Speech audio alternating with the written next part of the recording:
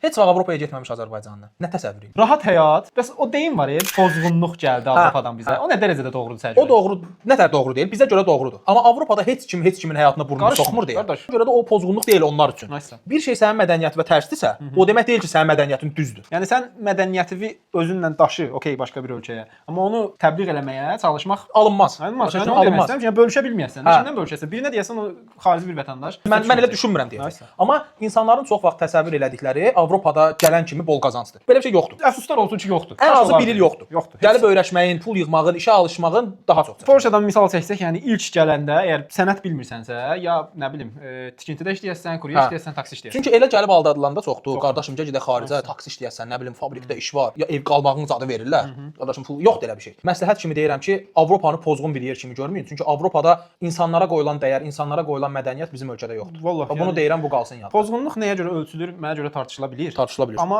həqiqətən burada insanları yaşatmaq üçün çalışırlar ki, necə onun həyatını daha gözəl eləyə bilərlər. Bunu yol mədəniyyətində də görürsən, Yes. adi həyatda da. Yəni mən bunu necə açıqlayım? Azərbaycanda yol mədəniyyəti yoxdur. Bax, amma gəlib burada görsəz, həqiqətən yol mədəniyyətinin çox Qardaş. sadə bir nümunədir. Dünən maşın sürəndə yola çıxmağa çalışırdım. Bir-birimizdən dalaşırdıq ki, qarşı sürücü ilə kim kimə yol versin. Ay sağ ol.